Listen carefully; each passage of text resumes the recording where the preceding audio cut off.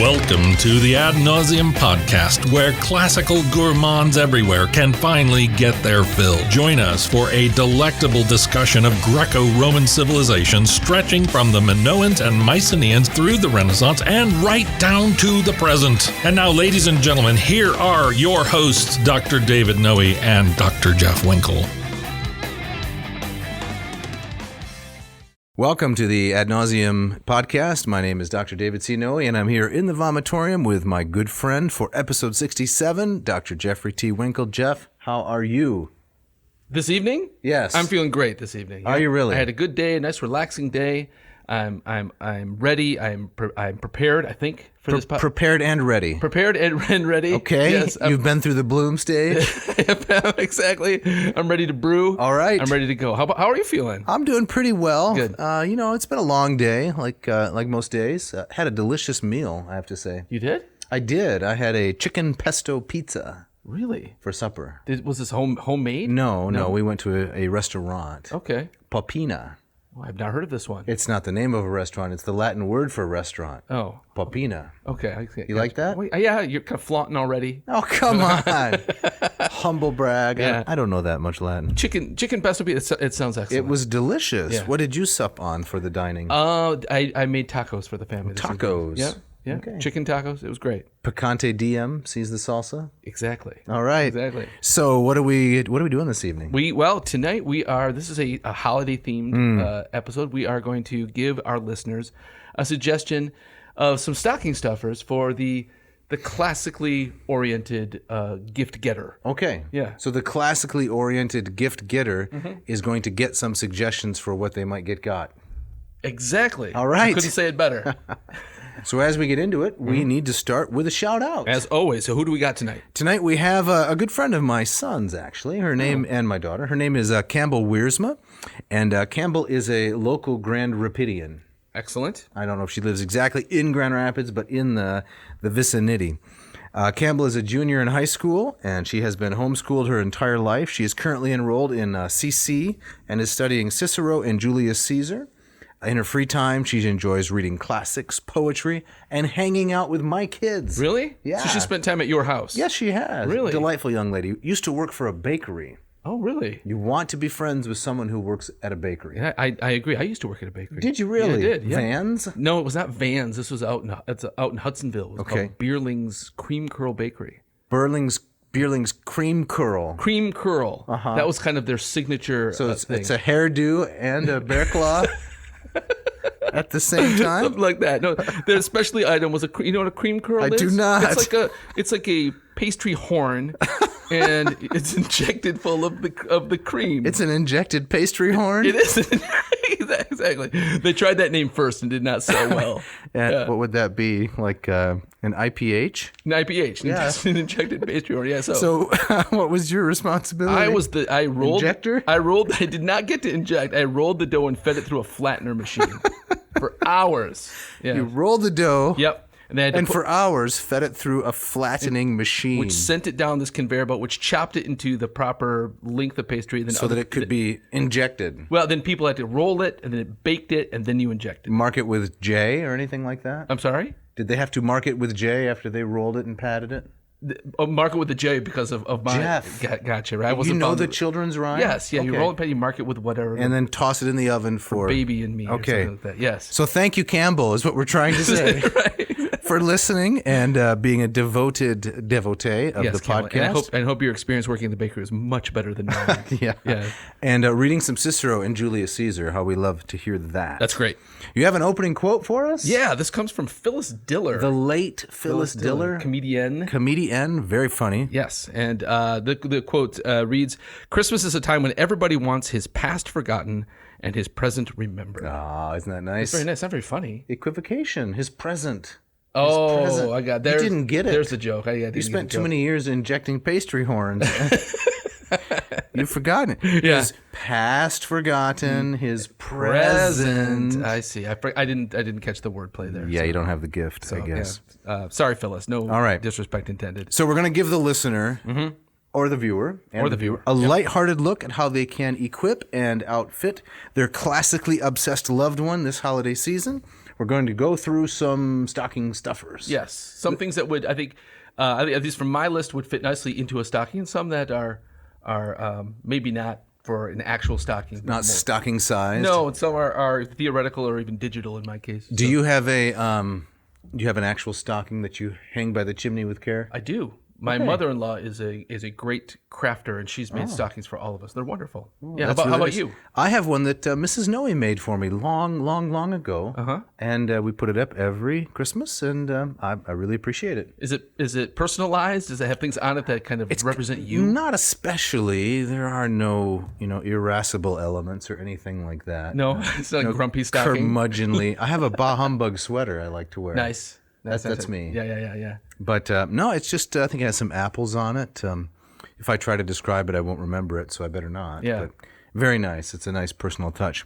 So let's get right into it. And Jeff, we are going to start out with some of your picks. Now, is top 10, top 11? Well, I mean, I came up with 11. Okay. So part of it is it's a Spinal Tap reference. Yes. My list goes to 11. Right. Also, my favorite author from antiquity, Apuleius, his Metamorphoses, his book had a chapter 11. Okay. So it's got, I like kind of the oddity of that. So all right. I went one beyond. Mm-hmm. Yeah. All right, Jeff. Well, let's get started. What's your first one here? My first one. Let me reach down to grab it. And for those watching. Visual aid here for those listening, and an incentive to maybe check out the video. Yes. Right. So what is it? This tiny little book, this complete handbook of Greek verbs, is one of these things that absolutely got me through grad school. Okay. Right? So we did that episode on our the 9 things I hated about grad school. Exactly, and we went through some of the travails that both of us went through. It was a rewarding but a difficult time. Yes. And this tiny little book here.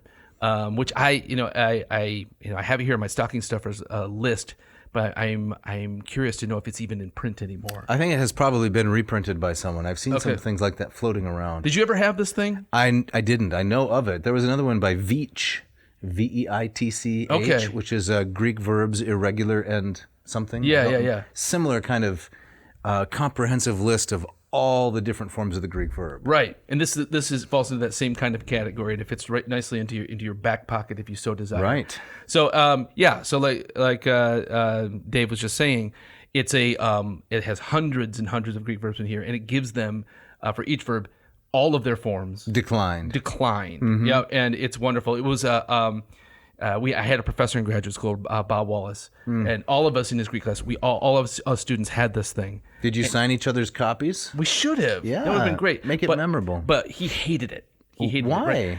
I remember him saying. I think he said this was. He had like an Italian version of it that was called like tutti verbi, like all the verbs or something like that. Ooh. So he always referred to this. Oh, I see you all have that tutti.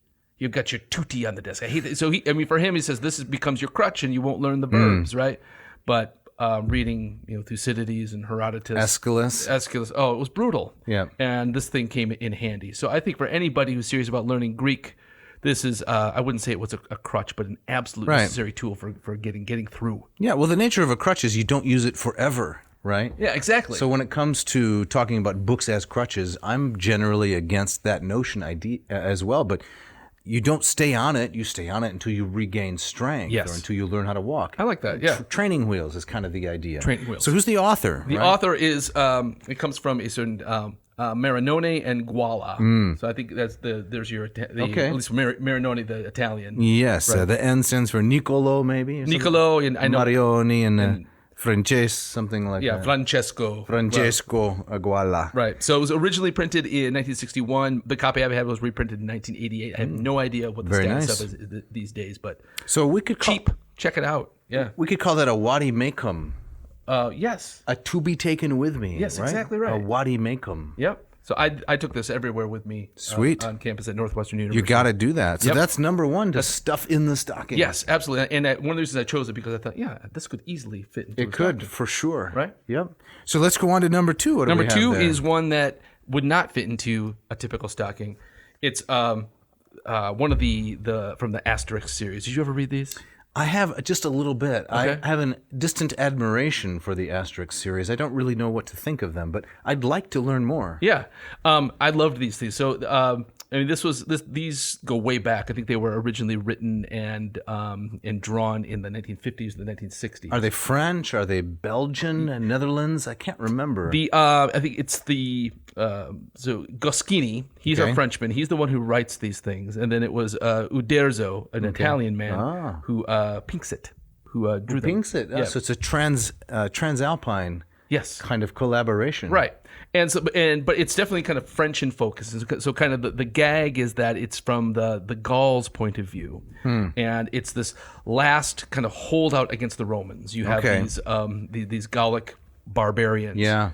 And in these stories, the Romans are kind of the buffoons and the idiots, and whatever they try to do, they're trying to kind of capture this last village. So it's kind of like Hogan's Heroes. It is a little bit like Hogan's Heroes. Did you ever watch Hogan's Heroes? I did as a kid. I wasn't a huge fan. But I wasn't a huge fan either because I couldn't understand a lot of the humor. Right. But my dad thought it was very funny. Your dad liked it? Thought it was hilarious? And it's about, the Americans in the prisoner of war camp? Yeah. The German prisoner of war camp, and the Germans are...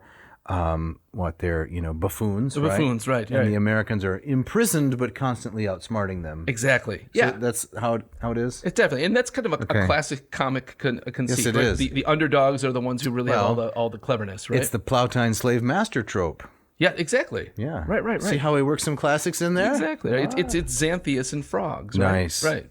So what's wonderful about these is that they're printed in dozens and dozens of languages. Right. So I remember when I had to pass my... I think we can set it out here. No, I don't want you to be stuck holding that so okay. long. We can put it out here. Yeah. But I remember when I was studying for I had to pass my French and German translation exams. Right. A friend of mine at the time got me a number of these in French and German, and I knew the stories, and that helped immensely. So this one I have here, Asterix apud Gothos, it's in Latin. Right. Asterix among the Goths. Among the Goths. That's great. Very, very nice. Great stuff. Okay, so the third one. Yes, Robert Fagel's translation of the Iliad. I think I have here, it's bad form, I don't even have the one I have listed here, but I have his Odyssey here.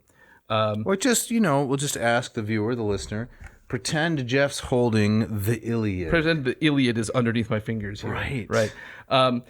Wonderful translation, both the Iliad and the Odyssey. But what I'm recommending here is really for the stocking stuffer is Bernard Knox's introduction to the Iliad, which I think is worth the price of admission alone. What about it do you like so much? The way he kind of breaks down kind of the worldview of Homer. Okay. And kind of understanding the gods, understanding what makes a hero tick in the Iliad, understanding the major themes. I've never read anyone in such a short space break it down so succinctly. That could be written for an expert to someone picking up for the first time. Right. It's brilliant. And I wish he had done the introduction for the Odyssey. I think Fagles himself tackled it, which is fine. Okay. But Fagles is no slouch. No, not at all. But the late Bernard Knox, yeah, he's a top shelf, top drawer scholar. One of my heroes in the field. So I would say so too. Now I've been teaching a Greek class this semester. Not within the academy any longer because I'm not there, but in one of my Zoom classes, we're reading the Iliad, book 1. Oh, nice. We are about on line 318 or so forth. Let me just test this idea since we're taking kind of a leisurely stroll through the stocking stuffing here. I'm holding forth to this class, as I like to do, maintaining that the real crux of the issue in the Iliad and the conflict between Agamemnon and Achilles is the person who is naturally the best, Achilles, has to submit to the guy who's conventionally on top. So Agamemnon is only on top by convention. Right. That's nurture. People have decided he's the boss, but he's really not great, right? The great one is Achilles. Yes. And so here's the conflict. So what do you think about that thesis? No, I buy that completely. It's not original with me by any stretch. But right. Is that what Knox is kind of talking about in some ways? I think yes. I mean, it's been a while since I've kind of used that in class and taught his ideas. But I mean, he talks a lot about kind of that pecking order, kind of the totem pole of heroism, and certainly kind of the abilities of Achilles in conflict with the recognized clout that Agamemnon has. Right. And the sense is that everybody kind of recognizes that Agamemnon he's a buffoon. Right. He's a fool. And a bully. He only gets his way by threat of force. Right. And it's only that because he comes from the city that he comes from, yes, with its wealth and with its numbers, that he holds this position. Yeah. All right, so we're ready to move on to Yes. number 4? Number 4, yes. I don't have a visual aid for this one. Okay. Because I don't listen to CDs or albums anymore. But You only listen to the digital kind. I do. Yeah. Yeah, I have a subscription, and I don't use anything that you need to put anything else into. Did you get the year-end review Year-end review? for your subscription-based service? No. What are you talking do you use Spotify? No, I use, you're not going to like that, I use Apple Music. I don't dislike Apple Music. I don't use it.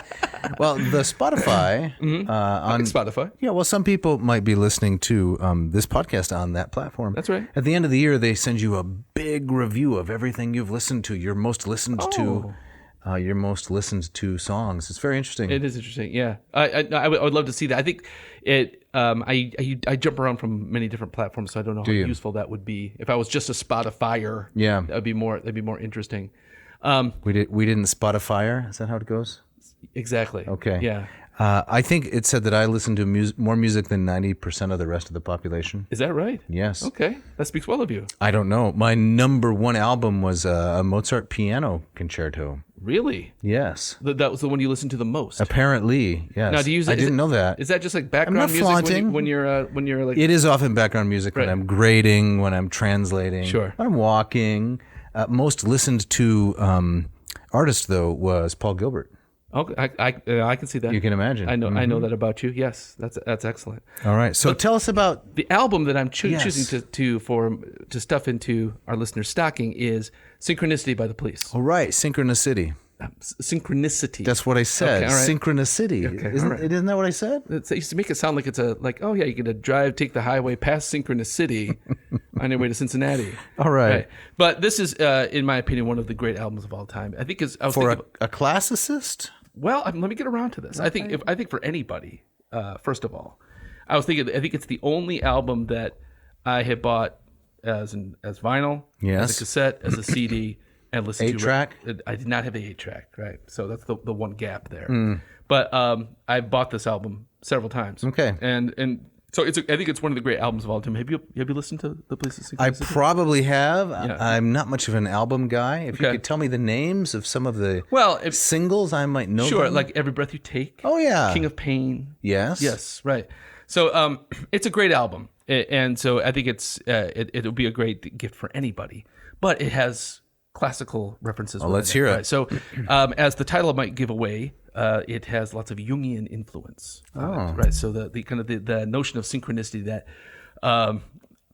loosely described that two things that seem to the naked eye to the untrained eye. the untrained eye to the untrained ear might look like have nothing to do with each other. Actually, if we were able to peek underneath the veil, we would see they were deeply connected in terms of the collective unconscious. So, at this point in the career of Sting, lead singer, bass player for the Police, he was fascinated with these Jungian ideas, and he incorporated them into lots of these songs.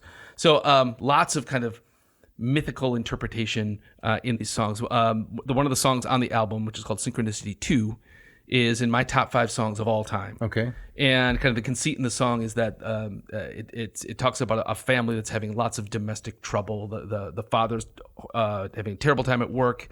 There's trouble in the marriage. There's lots of screaming at the house. It's a Euripidean kind of family. Yes, very much. And it goes back and forth between these horrors happening with his family and a monster that's being awakened from a Scottish loch that eventually kind of comes out of the water and darkens the door. Oh, this sounds terrible. It's beautiful and horrific at the same time. Beautiful and horrific. Yes, I mean how can that be? The music, it's a beautifully tragic. Okay. And the music itself is really kind of angular and jagged and nervous and high tempoed. I never fail to get an emotional reaction out of it when I listen to it. Is that why you listen to music? For a lot of my favorite music is the stuff that never fails to move me when I go back and again do it time and time again. There's Latin in this album. Okay, in let's the song hear it. Synchronicity 1, Sting sings of the Spiritus Mundi, Oh, the yeah. spirit of the world. Right. And there's also a classical reference in the song "Wrapped Around Your Finger," which was a minor hit. You'll be wrapped around my. Yeah. I'll be wrapped around your finger. Yes, right. So there's a great rhyme or a horribly pretentious rhyme, depending on your point of view. Where he sings, "You consider me the young apprentice, caught between a Scylla and Charybdis." Oh, so Charybdis is made to rhyme with apprentice. Apprentice, yeah. Might be a little bit stretched. I think it's Sting kind of showing off his, he's flexing a little bit. Yeah. But that's a daring rhyme. It's just like, what is it? Kilimanjaro rises like Olympus Above the Serengeti. above the Serengeti. This is much better than that. This is much better than that. Okay. All right. So, Synchronicity synchronicity is itself a Greek word, of course. it is, yes. Time happening together, Synchronon. happening at the same time, right? Yes. So, so lots of classical sprinklings throughout this. Right. I love the Jungian flavor of many of the songs, and so it's just great, well crafted, great pop music. Yeah. All right, Jeff. So we're going to go on to number 5. Number 5. Let's hear it. Yes. So this is just an incredible guidebook called Rome and Environs, an archaeological guide by Filippo Corelli. An Italian, perhaps? Yes, yes, just a little bit. Right. So this is translated from originally in Italian, and it's an excellent English translation. Okay. But this is, on the one hand, it's a hardcore archaeological guide. It's absolutely comprehensive. The kind of thing that Ken Bratt would really enjoy. Yes, absolutely. Hardcore, right? So it's divided up by areas within Rome. Each chapter ends with an itinerary that you might want to kind of walk through.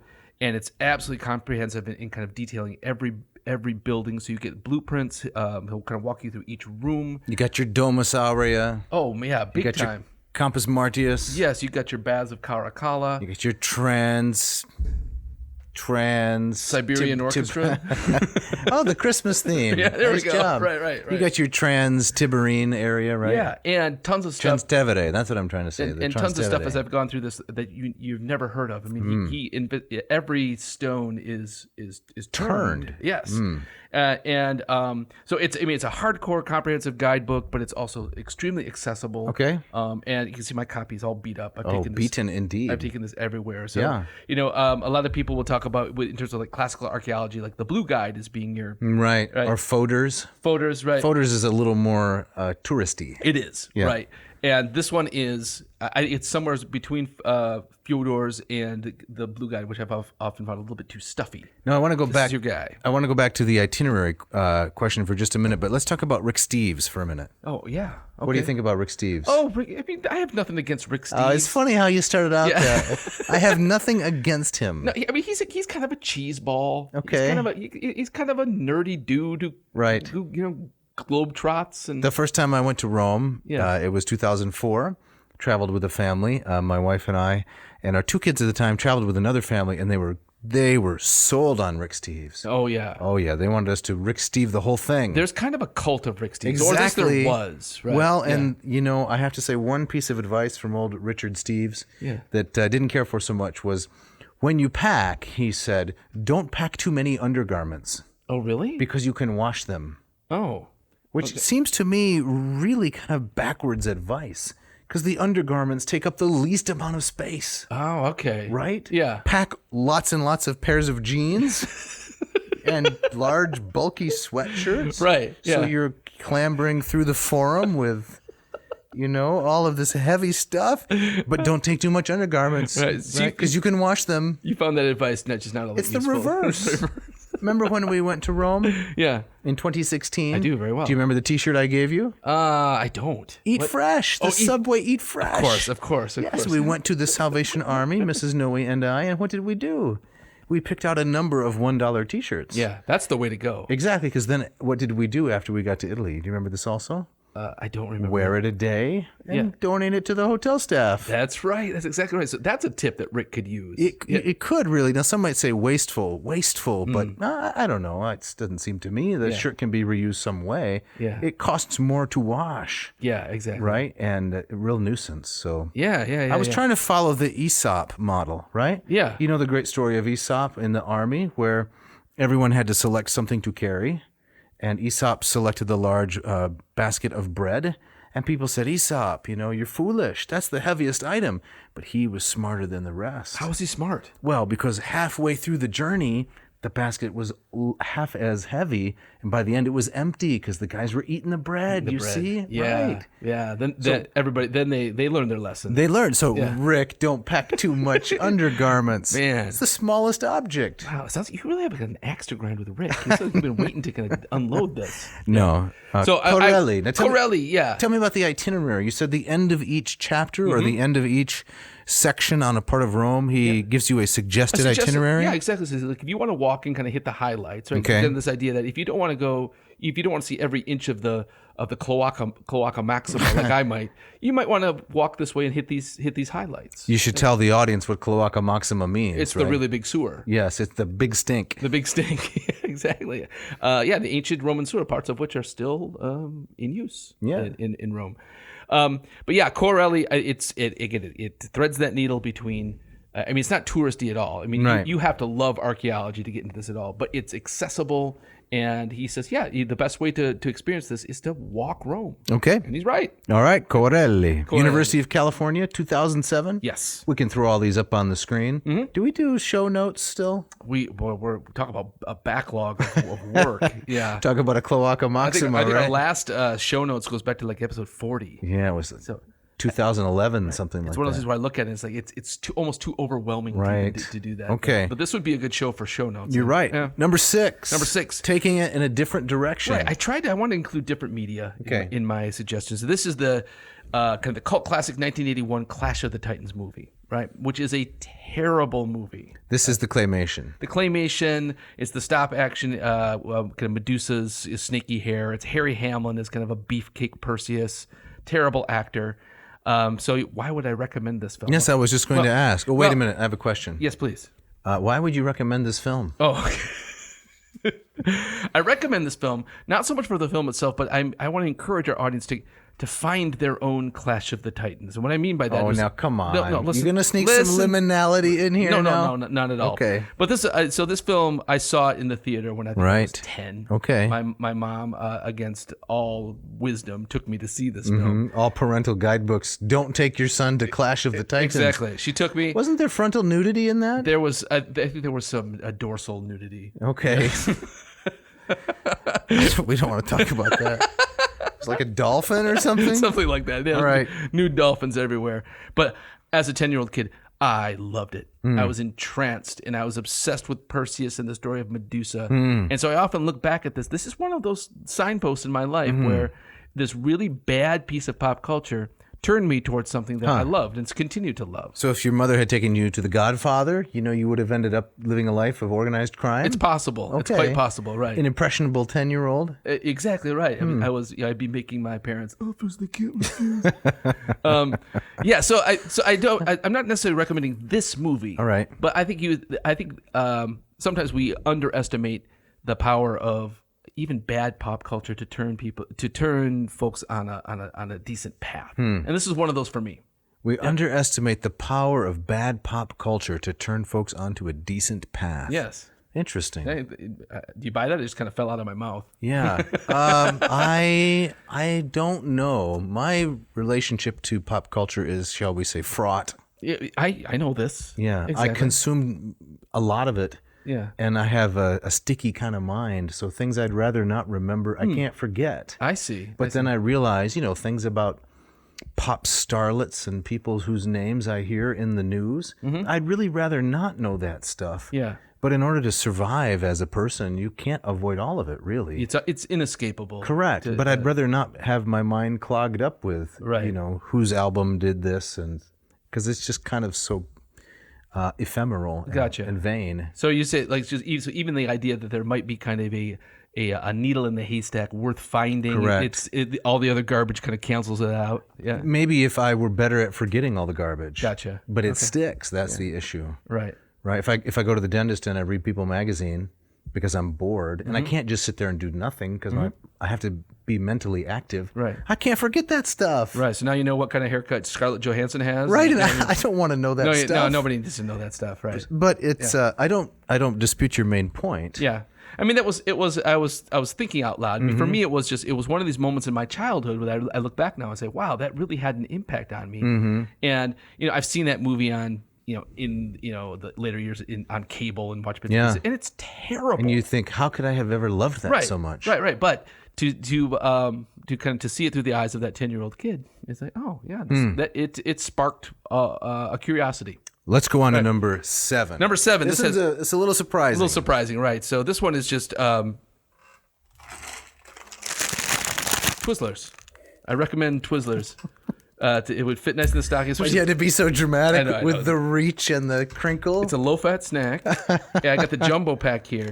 But the reason this isn't really the reason that I brought this to the table, so to speak. But there's kind of a story behind this. So whenever I would do road trips with the Winkle family when I was a kid, my mom would always buy a pack of Twizzlers in the car. So this is a nostalgia. It's a bit of nostalgia, stuffer. Right? And at one point it was 10 road trips under our belts, and my brother finally asked, Mom, we weren't crazy about Twizzlers. I can tell you why. It's fine. I know why it is. Why? It shuts you up. Right? You ever try to talk while you're twizzling? Well, my brother and I were very taciturn. Were you taciturn? Yeah, not talking. So it wasn't that. Well, the explanation my mother gave is, it keeps you regular. Oh, no. Right. So, travel can do a number on the GI. A cloaca track. maxima once exactly again, right. huh? And so she says, no, this helps. And so that is not true. It probably is not. What's this? How many grams of fiber? I'm not even going to look on the back because I don't want to know. But my mother claimed it had a surprising source of fiber. Yeah, that Mrs. Winkle. Yeah, and I've continued this in my own family. We bring Twizzlers on the road trips. Shall I ask about the digestive consequences? That's neither here nor there. Okay. But I give my kids the same explanation of why we. It's good for your digestion. That's exactly right. So it's a tradition that I carry on. Right? Yes. Can I ask perhaps a personal question? Yes. Not about digestion. Okay, please. Thank you. I live here in West Michigan, amid the Dutch. Yes. It's my experience that Dutch people love candy. They love candy. I think that's very true. I have extended family members who feel about Twizzlers the same way you do, and it can't be a coincidence. I think there's something to that. I mean, there's that weird Dutch love for black licorice. Which with anise. Yes, which I've never gotten into. My mother-in-law loves it. She's as Dutch as they come. But I think you're right. There is something about Dutch people and their candy and their mints and their and their sweets, right? They're injecting horn pastries after all. Exactly right. But the candy seems to be specific to certain cultures, and it's not my background. So. Yeah. No, I think that's true. So maybe that's where the Twizzlers. If you wanted to dig deep, there's something there. Okay. Yeah. So now, was that too personal? No, that's fine. So now we're going to go from something sweet to something even sweeter. Sweeter, yes. Which is number 8. The Oxford Classical Dictionary. Right. I think I have a copy here. Drum roll. Yeah. There it is. This is Simon Hornblower. Yes. Well, this edition is edited by John Roberts. John Roberts, the Supreme Court Justice. Yeah, exactly right. In his spare time. In the news much lately. Yes, very much. So this is I think for anybody interested in classics, this is a must-have. Read us an entry. Just open it at random. Okay. Open at random. All right. All right. This is the untwizzle and read us an entry. Yeah, this is the entry for the use latii. Use latii. The Latin rite refers primarily to the legal status of those Latins who, after 338 BC, shared the right of marriage and commerce with Romans. Latins settling in Rome acquired Roman citizenship, and vice versa. That's pithy entry. Succinct. Yes. To the point. But the fact that it would have kind of a small entry on this little... That's pretty comprehensive. It's pretty comprehensive. This was a book when I was starting to prepare for my qualifying exams in graduate school. My advisor said, keep a copy of this in the loo with you. Oh, yeah, have it there. Just a British individual? He was, okay. Yes. And he says, just keep it there in the loo, and when you're in there, pick it up. And just thumb through it and just read it. Let it soak in. Exactly. Yep. Loo is actually short for lavatorium. Is that right? Yes, crazy, huh? How did that happen? I don't know, but the British would come up with a word like a lavatorium and then shorten it to loo. Of course they would. Right. Right. Yeah, OCD, you can't miss it. The Oxford Classical Dictionary, fantastic. I have an older edition. You do? I inherited from someone. It's worth its weight in gold, there's Absolutely. no doubt. Yep. Number 9? Number 9, a little bit more lighthearted. Okay. This is Larry Gonick, the cartoonist and humorist. His series, The Cartoon History of the Universe. All right. So I have volumes 8 through 13 here. 8 through 13. 8 through 13 kind of medieval here. period, or where are we? This is it's from the springtime of China to the fall of Rome. Oh, that's a long time ago. It is. Springtime of China. When was that? Well, I don't even know my. So the Chinese fall history. of Rome. So the fall of Rome, say 480. Uh-huh. I know people say Rome never fell, but come on, it's just shorthand for things changed a lot. Exactly. Yeah, that irritates me when people. It does too. You know, Rome actually never fell. Yeah. Okay, so what happened to the Roman Empire? Yeah, wise guy. Right. That's right. Right. So this is great. I mean, this is I especially recommend Volume 1. Which has a lot of the great Greek stuff in there. And so kind of his version of Thermopylae and Marathon and Socrates and Plato. It's just wonderful. It's laced with really kind of barbed, kind of sarcastic humor, but it's very well researched and the drawings are great. Yep. So Excellent. From child to adult. Well, we got to get on to numbers 10 and 11 here because we're a little overdue for the break, aren't we? We got to get moving. All right. So we can go through these quickly. We still have my 25. I know we got all 40 of yours to get through. So number 10 is something you might stuff into your digital stocking. Oh. There's this guy from Reading University over there in the UK by the name of Matthew Nichols, who I've gotten to know a little bit via email. You know Matthew Nichols? Well, just from email exchanges. We're Right. both interested in the same thing right now, is that kind of digital recreations of ancient sites. Yeah. And this guy is fantastic. No, I think who's the fellow down in Brisbane? Is that Roy? Roy? No, Ron. Ron, or Ron our is fan. Yes, down in Brisbane. Yes. He's going to listen. He's going to call us out, and he's going to say it's Reading. Reading, sorry. He's going to give us so much grief, Sorry. like the railroads, on Yes, Monopoly. exactly right. B&O. Right. B&O Railroad. B&O. B.O. Right. Yeah. You're right. Yeah. I think it's Reading. But anyway, So I Americaned all over I'm that just thing. trying Yes. to avoid the wrath of Ron. Okay, sorry. Okay. Sorry, Ron. Right.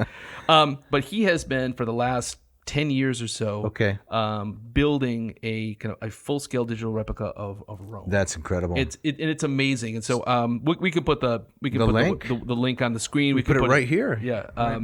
And check it out. And Now, are you going to wear the virtual goggles and such? Is that coming at some point? It is. We can walk around Rome. That's kind of what he's aiming for ultimately. But it's searchable. You can kind of, using your arrow keys or your mouse, you can just kind of walk through Rome, and it's incredible the detail of it. And he continues to kind of build it into bigger and into more detailed space. Yeah. If the camera pans over Augustus, you can see him holding a little bit of Alexander's nose, for example. Oh man, if it only had that much detail. Connecting to another episode. Exactly. All right. Yeah.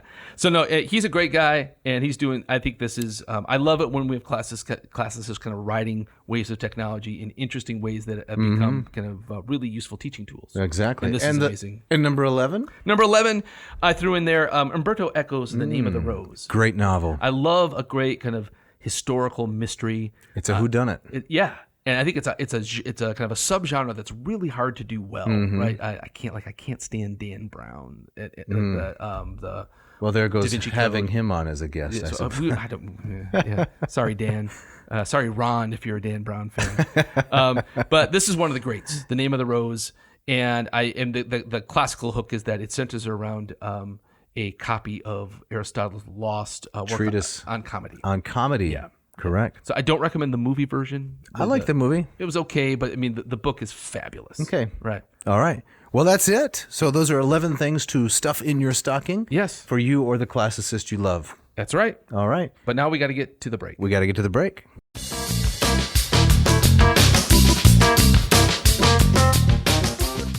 This episode of Ad Nauseam is brought to you by Hackett Publishing with offices, Jeff, in Cambridge, Massachusetts, and Indianapolis, Indiana. Hackett has been providing wonderful classical resources to the reading public for more than 40 years. More than 40 years, right? They've been with us, with this show from the very beginning. More than a year. More than a year. Right. They believed in us. They gave us a shot, and they're still with us. They believed in us when nobody knew about us. That's exactly right. Yeah. So we're incredibly thankful to them. Absolutely. I mean, I know both of us have used a lot of their translations in our personal libraries and in the classroom. Absolutely. Yep. They sent us some great copies of Ovid's Metamorphoses. Yeah. The Ambrose and the Lombardo. Yep. Fantastic. Yep. So they've grown my own personal library. Yes. And their website is really interesting. I just noticed recently they're starting to host virtual author meets. Right. And so ways to kind of get to know kind of behind the scenes stuff from a lot of their translators.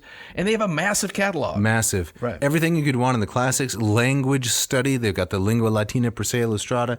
The fantastic translations. Latin American studies, Asian studies. Yep. Old Norse, pretty much everything. Everything. It's great. So, listener. Yeah, so if you want to take advantage of our special offer, you go to hackettpublishing.com. HACKETT. We're going to put it up on the screen here. Yep. Find the books that you want, slip them into your grocery bag on screen, and then what's the code they type in? There's a code. It's AN, which is ad nauseum 2021. AN 2021, and that will get you 20% off anything you order. Right. And free shipping. And if you're listening to this episode when the year turns over, right, which is going to happen very soon, we're going to have another coupon code, which we don't want to give it away, but it's going to be AN and then the 4 digits of the new year. Of the new year, right. So keep a little mystery in there. Right, exactly. Yeah. Very little Very mystery. mystical, yes.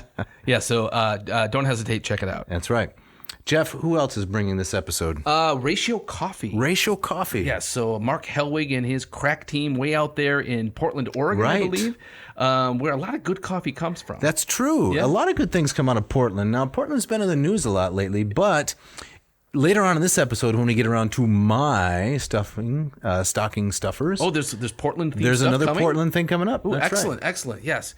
Well, Ratio Coffee, they have these excellent coffee machines. I have the Ratio 6. You have the Ratio 8. I do. They're more than machines. They're works of art. Absolutely. They have a sleek, modern aesthetic. Mm-hmm. Everything is neat and tight. No extraneous or rococo features. Nope. Just thin, sharp lines. Yeah. It's very attractive. I've got the stainless steel a 6 with its weighty carafe. You could put plutonium in there, Absolutely. somebody said once. And you've got, is it oyster? Mine is an oyster, which matches my cabinets. I got to pick the color. Mark said, hey, you want a Ratio 8? This was even before we were podcasting. Wow. I said, I'll take one of those. Yeah, let's do it. Man. And put it on the counter there. Oyster with walnut accents. I had a great pot of coffee this morning. Yeah, as did I. Every morning, I love coming down, hitting that button. It goes through its bloom. It goes through the brew. It gets to the ready stage. Yep. The LED lights are like magic. Yep. And I know that I'm in there's a great cup of coffee waiting for me. Automatic pour over technology. So better than you would get at some cafe and convenience right in your own home. That's right. So we have a great coupon code. If you are a listener or a viewer, go to Ratio Coffee, RATIO coffee.com, enter coupon code ANCO. Yes. And you'll get 15% off the 6 or the 8. Either of them. Yep. And if you continue listening to the episode, we're going to sneak in a little coffee reference later. Yes. And it's going to be a 4-digit number that you're going to want to visit ratiocoffee.com/ANCO. Okay. So that you can be entered to win a free. Ratio 6. That's right. Yes. Enter the new year not drinking any more bilge water. This is huge. Keep listening.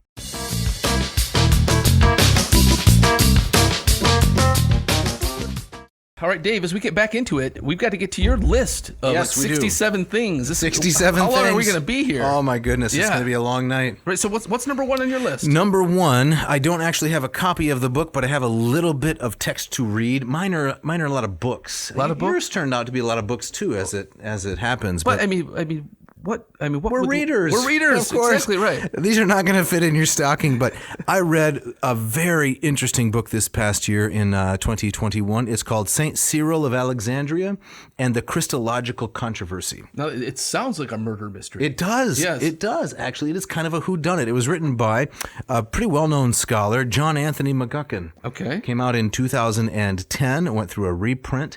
And it tells the story. This actually is Christmas themed. It tells the really fascinating story of the conflict between Cyril of Alexandria and Nestorius. Okay. And the question is, who is Jesus Christ? Is he partly human and partly divine, like, say, Hercules? Is he one of several sons of God? Is he the sole son of God? And does he have a fully human nature, fully divine nature? I mean, these are Christmas elements, Yeah. right? Now, does this kind of anticipate the kind of the filioque controversy down the line? Or It anticipates it in the sense that it's a very significant theological controversy, but it's dealing with a different controversy, Okay. really. And it came to a head in 431 at the Council of Ephesus. And this guy, Cyril, what a brilliant theologian. And what he had to do was he had to recalibrate a lot of Greek terminology that they were using to try to describe the persons of the Trinity. So you had terms like hypostasis and ousia, right? And these terms, and to prosopon, these are terms that describe the different persons of the Trinity. And, they were working in two languages and with 300 years of tradition. So which Greek term is equivalent to which Latin term? Yeah. And is there some kind of error being sneaked in underneath a different Latin term like persona? What exactly is the relationship here? So I found this an absolutely brilliant It sounds like this read. could be an episode. I would like to make it one, actually. It would take a bit of work because not only are the ideas inherently complicated, but I guess they're also inherently complicated. So it would take a lot of work to present it. But it's really a brilliant book. I'd like to read just a couple quick quotes. Please. This is actually from page 1. So Cyril of Alexandria was not only one of the finest Christian theologians of his day, he also stands out in the ranks of the greatest patristic writers of all generations as perhaps the most powerful exponent of Christology the Church has known. And after Athanasius, the writer who has had the greatest historical influence on the articulation of this most central and seminal aspect of Christian doctrine. Wow. That's high praise. It's really high praise. Right. Yep. And it's shocking that Cyril isn't more of a kind of a household name. He's not. Even in Christian circles. No, he's hardly known. Yeah. But so important to explaining that Jesus Christ is 100% God, 100% man, and the two natures were inseparably joined. Yeah. So it centers around the question of theotokos. Did Mary give birth to God? And Cyril said, yes. She gave birth to God, not a human being that became God or was treated like God. She actually gave birth to God. And his rival, who's Nestorius. the Nestorius? Right. What was his kind of? Well, his you've line? got the Nestorians and the Eutychians, right? And these are the opposite sides of the Christological error, right? One saying that Jesus has a fully divine nature, but some kind of a subordinated or less than fully human nature. Yeah. And the other guilty of the reverse error. And it was, a lot of conflict and struggle to get to, what has come to be the Orthodox position. Did it come to fisticuffs? It did not, but in some places almost. Cyril was quite a great theologian. One other just really quick quote from this book that he was unique. Let me see if I can find here the quote. He was almost unique among Greek fathers, this is page 4, for having even a little knowledge of the Latin tradition. And if he was not bilingual himself, he certainly saw to it as a scholarly archbishop, that the important materials he sent to Rome for Pope Celestine were quickly and accurately translated into Latin before they left his hometown of Alexandria. He cites Cyprian and Ambrose, so two Latin fathers, as his authorities. So that's one of the really interesting things about the book, is that this is the time when the empire is kind of starting to split along linguistic lines. Right. Everyone in the West is speaking Latin. Everyone in the East is speaking Greek. Exactly. Eventually, the church splits, right? Cyril's at that hinge moment. Gotcha. Fascinating. What do you got for number 2? Number 2. This is the Bantam New College Latin and English Dictionary. What's wrong with the old one? It was a bantamweight, let me tell you. So this is by the great scholar John C. Traupman, whom we call Traupveer. Troutveer? Traupman, Traupveer. Oh, right. Oh, gotcha. It's a Latin word for man, right? So I started using this in grad school. I don't know if it was maybe the 4th edition or something. This is such an incredible bargain as a Latin dictionary. Okay. I think it cost $5.99. I went through 3 of these. I wore out 3 of them. And, this is probably the humble brag, right? Yep. But once I got to the 3rd one, I didn't really need it as much because I had just toiled over it, for so long. But it was no longer a crutch. Exactly. Yes, nice connection. Yeah. It is such an amazingly idiomatic dictionary. Now, explain that. What do you mean by that? Well, I'm going to give some examples here from the actual text. But if you're the kind of person who wants to translate Latin words by derivatives, like actus must mean act, right? And a word like derivo, derivare, to flow down from, you want to translate it as derive, right? Or sileo, silere, to be quiet. You want to translate it as silent. This dictionary will break you of that bad habit. Gotcha. Because he doesn't just go for derivative translations. He actually gets at the heart of what the word means. Now, was this recommended to you, or did you just pick it up? I think I probably bought it. Maybe it was recommended by a grad school professor, but I think I maybe got it for the price. It's $5.99. That's hard to resist. But it's a gold mine. Yeah. It's a gold mine. So here, let me give just a couple examples. Okay. I just picked a page at random, and here's the entry on octium. So octium, octii, and then a little n for neuter. A promontory in Epirus. Okay, so assumes a little bit of knowledge, right? The meaning of the word promontory, so it's not dumbing it down, but also assumes a little knowledge of Epirus, right? So you go to your OCD, your John Roberts. Exactly right. But then it gives a very brief and pithy description, the place where Octavian defeated Antony and Cleopatra in 31 BC. Yes, which you and I we visited there. That's right. In 2011. I have a blurry picture from the bus. Right after that, though, there is a fairly rare word that you'd be surprised to find in a $5.99 dictionary. Hey, what do we got there? Octiuncula. That's a short law court speech. Yes, a short law court speech. An octiuncula. So you got the derivative. He divides all the words up with little dots and so forth, so you can see the word's formation. Yeah. And then a little further down, we have octuariolum or octuariolum, a small, fast boat. So these are not the most common words, but it's printed on fairly thin, inexpensive paper, packed with lots of good stuff. Yeah. And then right after that, we have octum, act, deed, transaction. Transaction, that's a good, sophisticated word to represent the word octum. Yeah. And so I love this dictionary. This is great. Now, a little bit of a riddle. The back of the dictionary, the blurb, there is a kind of an error. It's not Troutman's error. I think it's the person who designed the back cover. Yeah. So Bantam, if you're listening, check out the blurb of the back because there is an error in there that hardly anybody notices, but I spotted it. And it's not an error in the representation of the words. It's an error in how they are ordered. Oh, okay. Have you haven't given them a call yet? No. They don't want to hear from me. And this book is still in print. Yes. Oh yeah. $5.99 on Amazon. Man. It's a maybe $6.99, but it's a fantastic bargain. It will break you of the habit of translating in a stilted fashion without sacrificing accuracy. Fantastic. Yeah, it's fantastic. Number three, anything written by the late J.N.D. Kelly. Now come on, anything? Well, anything that I've read thus far. All right. First of all, this guy's too many initials. That's a little suspect. He's sus. A little sketch. Yeah. J.N.D. Kelly. I don't know what it stands for. But John something. You're a fan. Huge fan. Okay. Tell us why. So in the past couple of years, I have read his classic Early Christian Doctrines, 1977. Really brilliant overview of how our early Christian doctrines developed. And then I read his Golden Mouth, the story of John Chrysostom. This was published in 1995. You got that one with you there? I do. It looks just like this.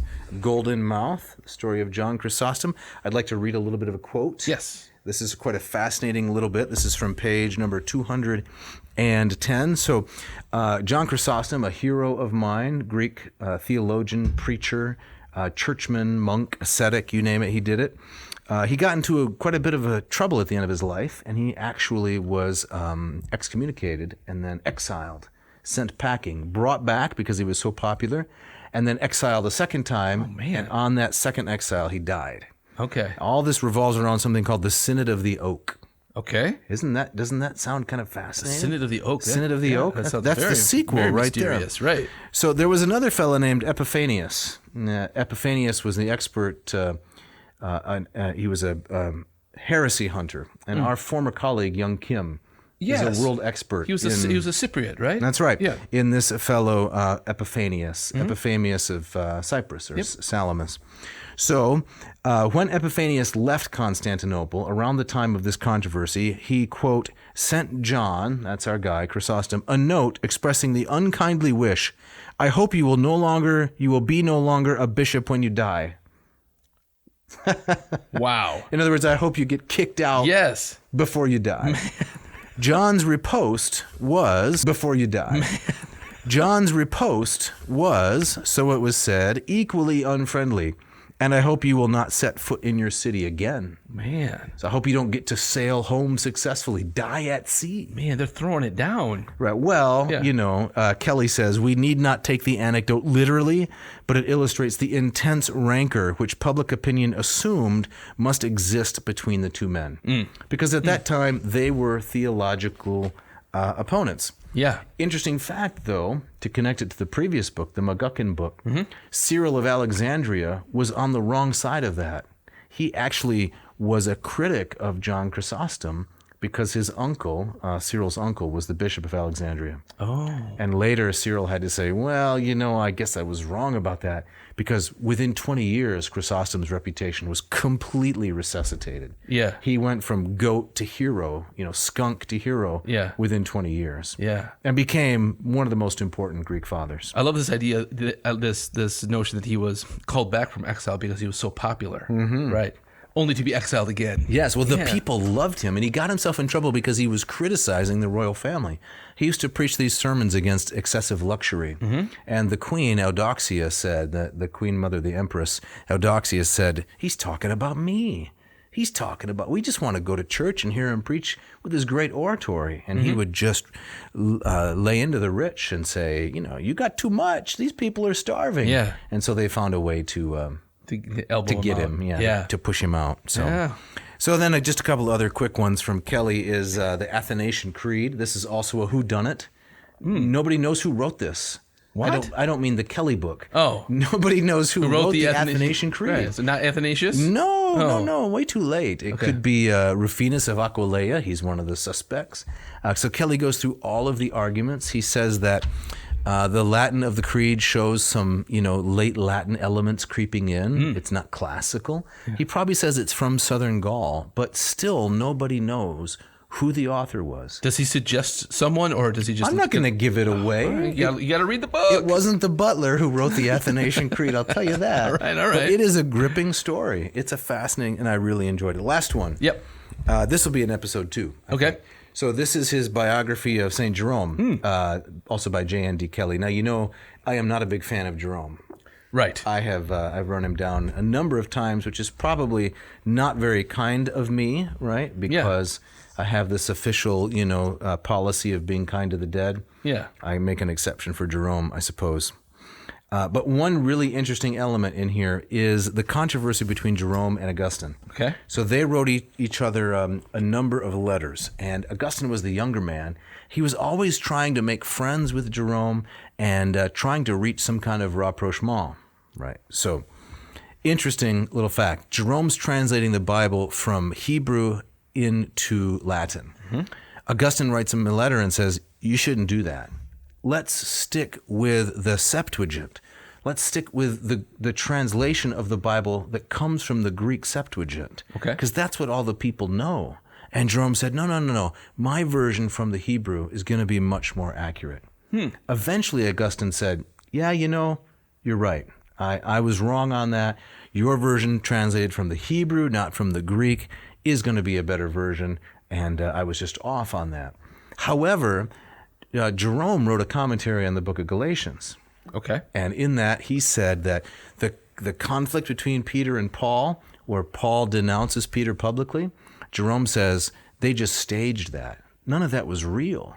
They just put that, because the two main apostles could never actually argue about doctrine, was Jerome's idea. They just pretended to argue. So some kind of publicity stunt? Yeah, well, to teach the church about conflict. Okay. And Augustine just very delicately and tactfully, but strongly said, you're off your rocker. Yeah. This has to be an actual conflict. Otherwise, the apostles are, they're lying. They're frauds. Exactly. Yeah. And boy, Jerome did not like that. Well, Jerome didn't seem to like a lot of anything. He's a grumpy guy. Yeah. So you'd think I would like him, exactly, right? I'd be drawn to the grumpy guy. Right, but no. No, it's hard for me to warm up to Jerome. Yeah. But this Kelly book, brilliant.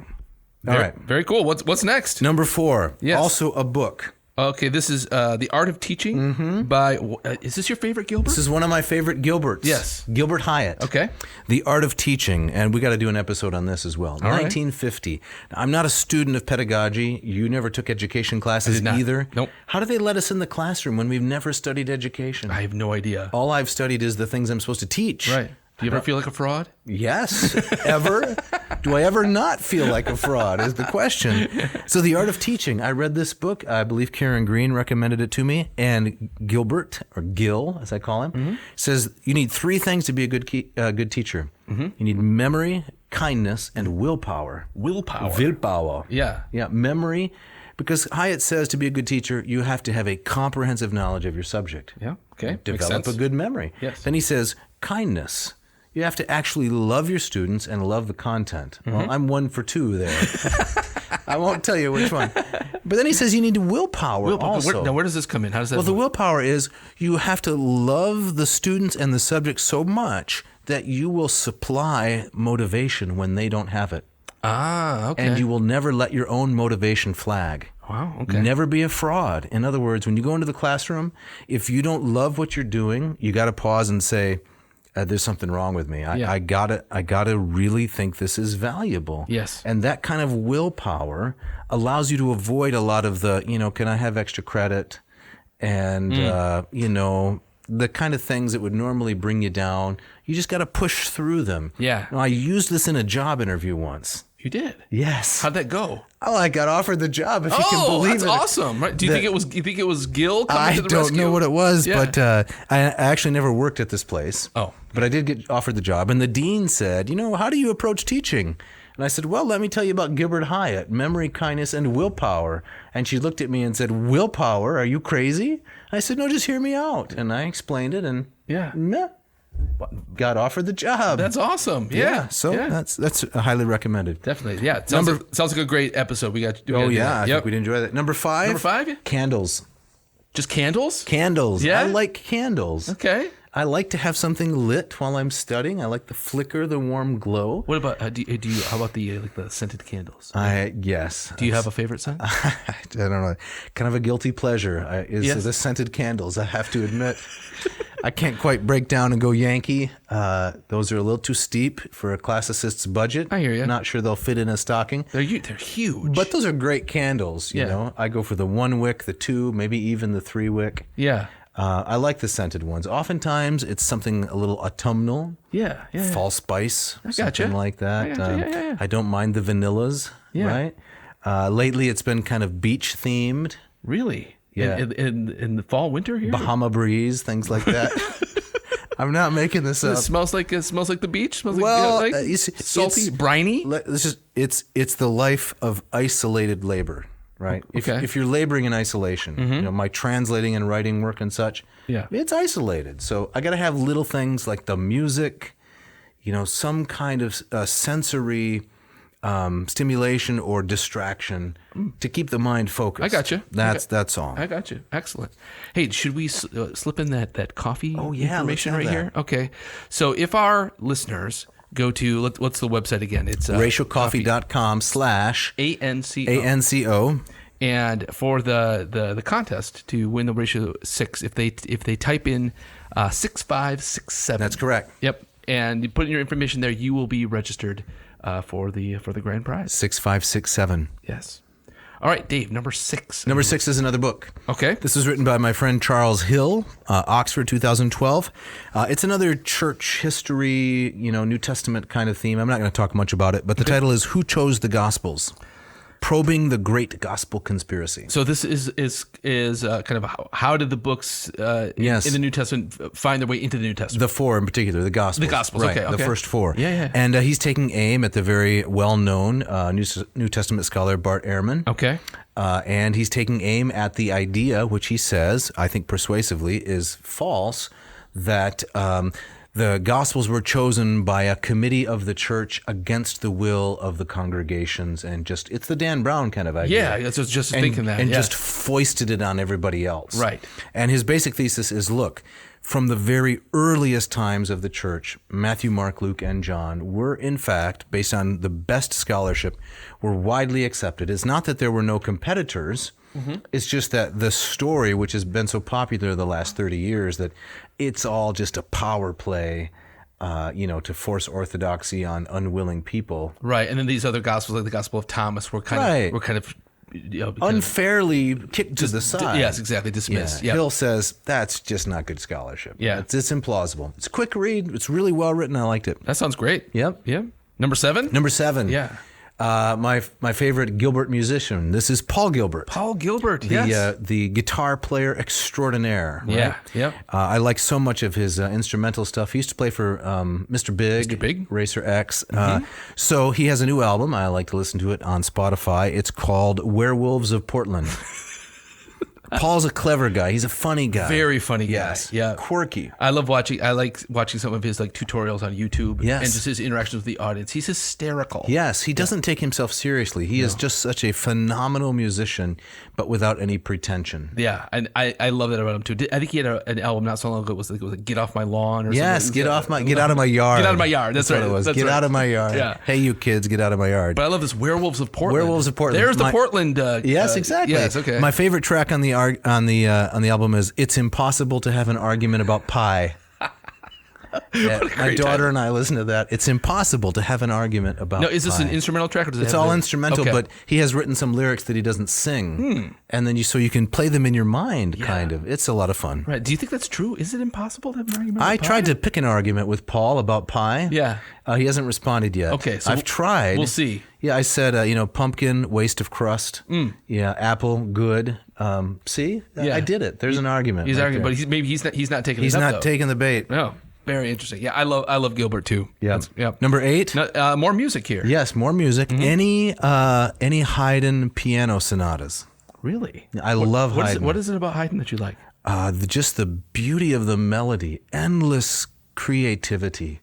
I listen to a lot of Haydn, so mostly Haydn, a little Bach, some Beethoven and Mozart, but Haydn and instrumental guitar music. Okay. Anything that has virtuosity, that's highly structured, up-tempo, and just gorgeous melody. Yeah. But these piano sonatas, especially the one in A-flat major. Okay. Hoboken, number 16. Hoboken is the catalog, and the guy that cataloged all of Haydn's works. It's just divine. The music is phenomenal. What's can you ballpark his dates? Like when was Haydn? I'm probably going to get it wrong, but late 18th century. I'm going to say around. I could have just looked it up, but say 1760 to 1820. So he overlapped with Mozart and then Beethoven a little bit, so maybe. He lived at the end of Bach's life and at the beginning or middle of Mozart and Beethoven's lives. Okay. I can't say enough good about Haydn. Just endlessly inventive as a musician. So that was does he show up in your end of the year spot of the Spotify? Absolutely. Yeah. He's number 2. Number 2. Yeah. I love Haydn. Reginald Foster, the late Latinist, said that if Haydn and Cicero are not in heaven, he's not going. Really? Yeah. Well, I can't go that far, but Haydn's music is divine. It's just incredibly beautiful. Fantastic. And number 9. Number 9, what do we got? Also for your classicist, African violets. The flower. Yeah. What about that? What about You got these? something against it? No, I have some in my house. Okay. Yes. Interesting story. And I'm going to read here from this website, Architesica.com. Architesica. It's in the genus Streptocarpus. See, we got some Latin in there. And the species is Streptocarpus ioananthus. Okay. Which will be some Greek, as we'll see in a minute. So it was discovered in 1892 by the Baron Walter von St. Paul, the German governor of a part of Tanzania. Von St. Paul found the plant growing among shaded rocky ledges in the Usambara Mountains. He immediately sent seeds of his Usambara violet to his father in Germany. In Germany, the plant acquired a botanical name which it still bears today, Sampaulia. Named after the Baron von St. Paul, right? The African violet was brought to North America by a California firm in 1926, so it hasn't been here very long. They imported seeds from German and British greenhouses that had specialized in the plants.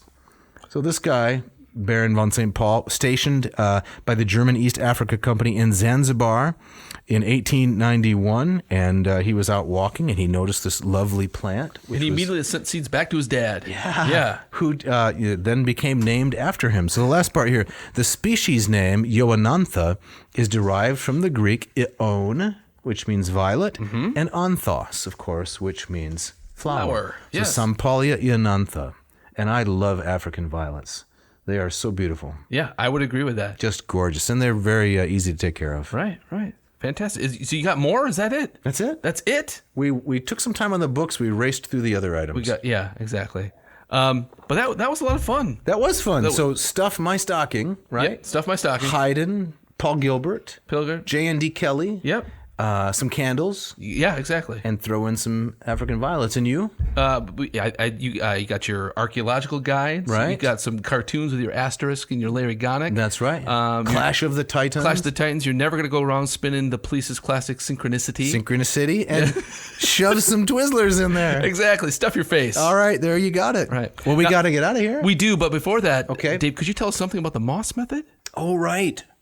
Because this episode is also brought to you by the Moss method. So the Moss method is a program I've developed to take you from neophyte to erudite. So each module starts out with reading actual Greek. I explain all through these whiteboard videos. I explain all of the words, the phrases, the clauses, the whole 9 yards, but it's fun because you're reading actual connected prose the very first day. Fascinating, interesting stories with me as your psychopampas. Your soul guide. Your soul guide. Yeah. I take you down into the underbelly of Greek and bring you back with more confidence and competence than you could ever imagine. So your students could undergo a catabasis, but fear not. But fear not. Yeah. That's right. Fantastic. Yeah. So go to mossmethod.com, please. Check it out. And if they sign up, they get 1 hour per week with me and other Greek students around the world in our Moss Method Zoom office hours. You live. And that's me, the flanky. Yep. Yeah, the flanky. Yep. The Moffus hours. Well, let's thank some people, Jeff, and wrap this up. Yeah, so we got to thank Mishka, as always, our wonderful engineer who puts this all together and now doing kind of double duty with doing the video, kind of editing the video. Plus, she does Latin per diem work for me. Right. We got to thank our the guy behind the filming, the videographer, Agricola. Yeah, should we call him Agricola? Yeah, we can call him Agricola. All right. Right. Our mystery man. Yes. Thanks to Ken Tamplin, Scott Van Zen for the great music. Yeah, although they're not on this episode. Oh, that's right. We got special music. Yeah, we have Ken for the bumper music for the commercials, but featured today, as the listener no doubt heard, is Mr. Jeff Sheets. Jeff Sheets. Playing this beautiful Christmas music for us. Jeff is from the Kansas City area, also a very fine musician, and he has donated this wonderful Christmas music for us. And if you listen up, you're going to get a really nice outro song here. So yeah, stick around to the end. You're not going to want to miss this. Yes. So check out his website too, jeffsheets.com. Fantastic. Yes, listeners, keep the email coming and suggestions. If you want to get a shout out, don't hesitate to write us to dave@adnauseam.com. Don't forget the V. Or jeff@adnauseam.com. Don't forget the V. Yes. Keep those suggestions coming. We love hearing from you. And we write back. We do. We write back. Yes. So next week, Jeff. Oh man, I'm excited about that. I'm a little nervous about this one. More than a little nervous, let's say. So it's Married with Classicists. Yes, Mrs. Winkle and Mrs. Noe are coming into the studio, and we're going to record Married with Classicists. Yes, you don't want to miss this one. Nope. Yep. And Dave, you got our gustatory parting shot. I do. So this comes from Natasha Potter. And I don't agree with this completely. I might add a little in, but, we'll just let it stand. It's nice. She says, there are 3 means of refuge from the challenges of life. Okay. Good music, good friends, and good food. Makes me want to light a candle. Thanks for listening. See ya.